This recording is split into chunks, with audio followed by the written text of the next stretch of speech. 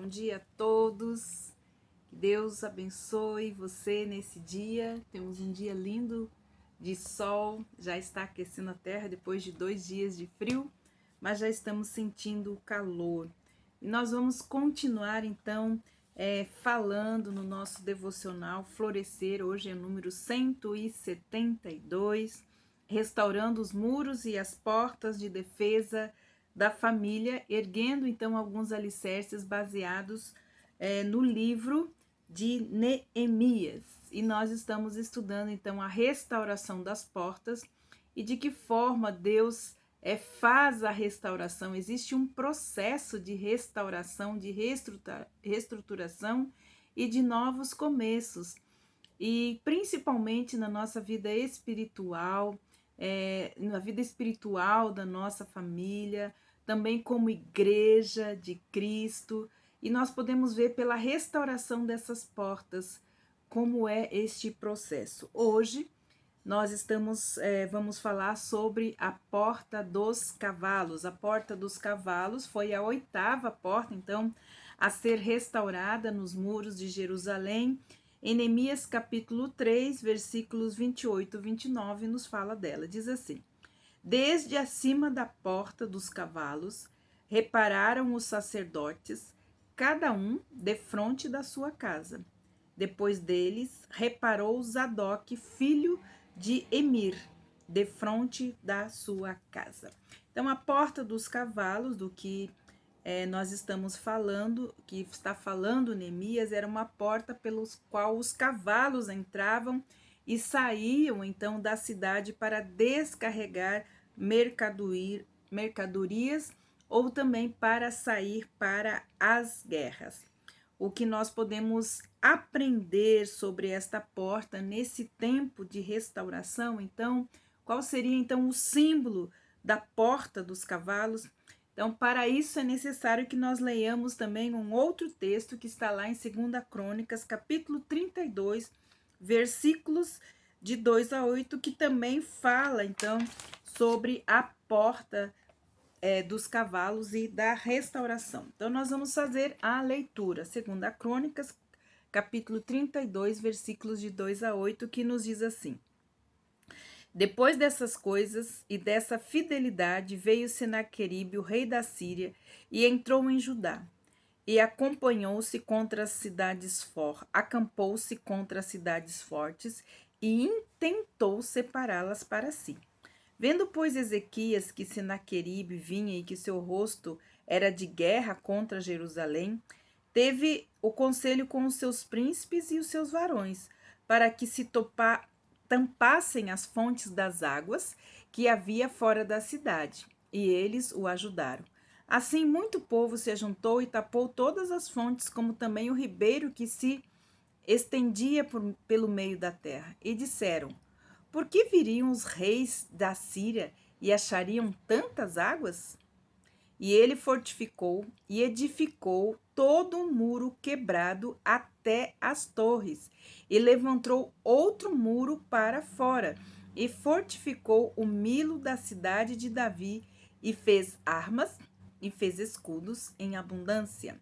E pôs oficiais de guerra sobre o povo, e ajuntou-se assim na praça, na porta da cidade, e falou-lhe então ao coração: Esforçai-vos e tende bom ânimo. Não temais, nem vos espanteis por causa do rei da Síria, nem por causa de toda a multidão que está com ele, porque há um maior conosco que com ele. Com ele está o braço de carne. Mas para conosco está o Senhor nosso Deus, para nos ajudar, para guerrear as nossas guerras. E o povo então descansou nas palavras de Ezequias, o rei de Judá. Então nós temos aqui falando, e pôs oficiais de guerra sobre o povo e juntou-se assim na praça da porta da cidade. Tem a outra tradução que fala na porta dos cavalos. E falou-lhes ao coração, dizendo, para não temer a guerra. Esta porta leva então esse nome, porque para Deus e para o povo de Israel, o cavalo sempre teve uma figura de ser um instrumento de batalha.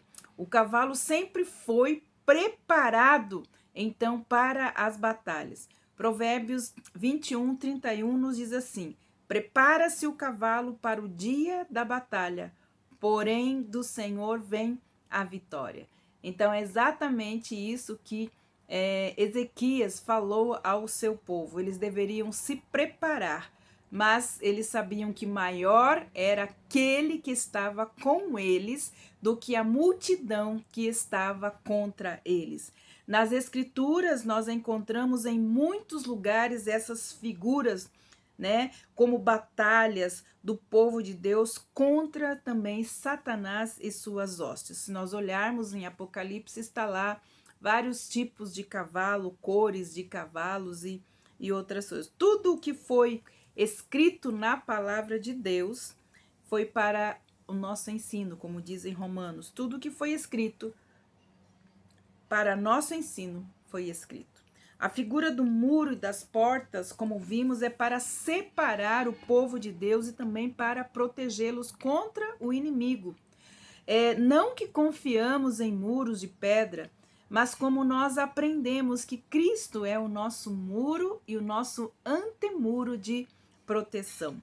A porta dos cavalos nos ensina sobre batalhas espirituais, as batalhas espirituais dos santos e também da igreja, do povo de Deus, contra as hostes espirituais da maldade. Esta porta não fala das batalhas das coisas aqui da terra, mas dos lugares celestiais, como nos fala em Efésios capítulo 6, versículo 12, que a nossa luta não é contra carne e sangue humano, mas contra os principados, contra as potestades.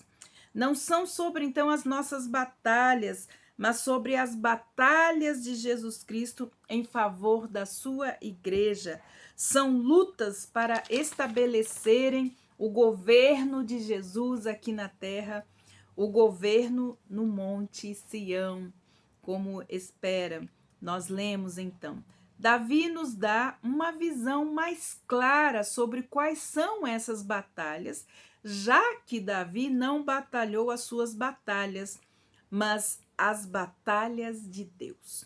Davi é entre os personagens bíblicos uma figura de Cristo, do rei que o Senhor exaltou para reinar sobre o povo de geração em geração, como nos diz Salmos 89, de 3 a 4, que nos diz assim: fiz um concerto com o meu escolhido, jurei ao meu servo Davi e à sua descendência, que estabelecerei para sempre e edificarei o seu trono de geração em geração.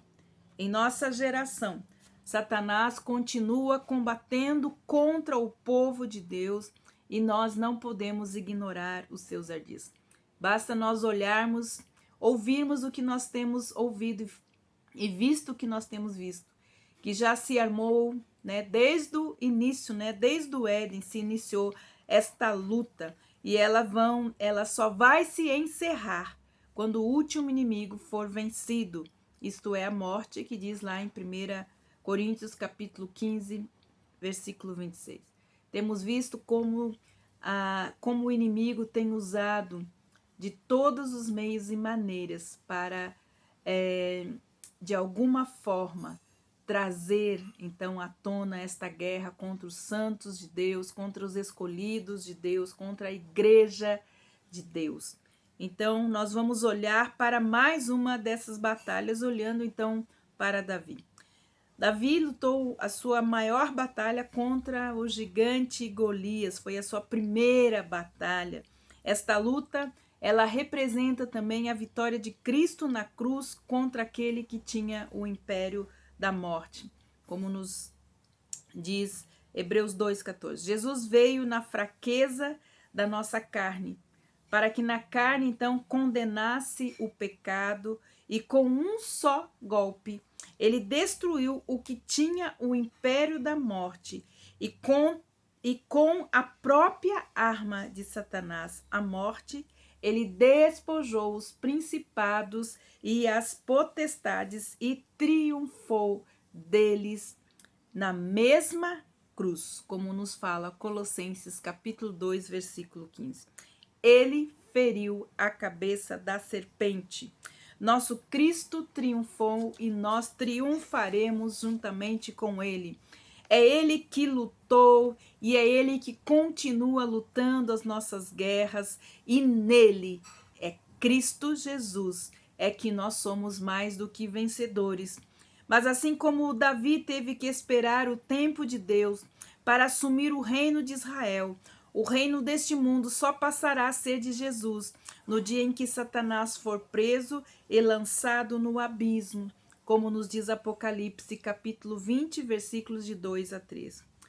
Ó Senhor, dilata o nosso coração para temer o teu nome, para crermos que o Senhor é a nossa fortaleza diante dos nossos inimigos. Que seja essa a nossa oração, a nossa súplica e a nossa exclamação. Ó Senhor, ensina o nosso coração a temer o seu nome, para crermos que o Senhor é nossa fortaleza diante dos nossos inimigos. O temor do Senhor é que nos livra de todo o mal. Neemias fala sobre a restauração da porta dos cavalos e os sacerdotes, então, que restauraram de frente, então, das suas casas. Isto fala sobre maturidade espiritual. É o governo, então, da casa, né? Então, esses homens que restauraram essa porta, eles eram sacerdotes, eles tinham maturidade espiritual e governavam as suas casas. O Paulo diz que aquele que não sabe governar a sua casa ou a sua família não pode cuidar da igreja de Deus.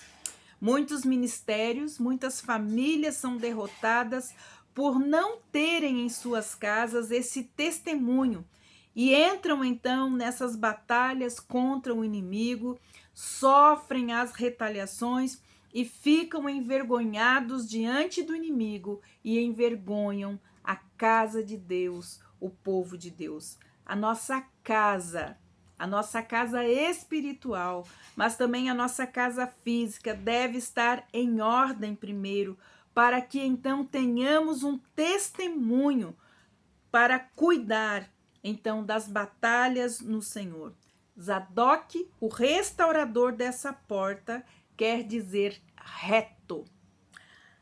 A casa desse homem reto era um espelho para a restauração da porta dos cavalos. Ele tinha testemunho. Ele era o líder espiritual da sua casa. Ele tinha maturidade espiritual. Por isso pôde reparar esta porta. E a sua casa e a sua família tem esta porta restaurada? Tem um testemunho de autoridade, de um amor, de uma liderança amorosa, serviu para com a sua família, sua esposa, seus filhos? Como está a sua casa? Antes de tentar reparar a casa de Deus ou as outras coisas, ou entrar em batalhas, nós precisamos ter um testemunho de alguém que é reto e firme diante de Deus para poder então enfrentar as batalhas e até mesmo o nosso inimigo.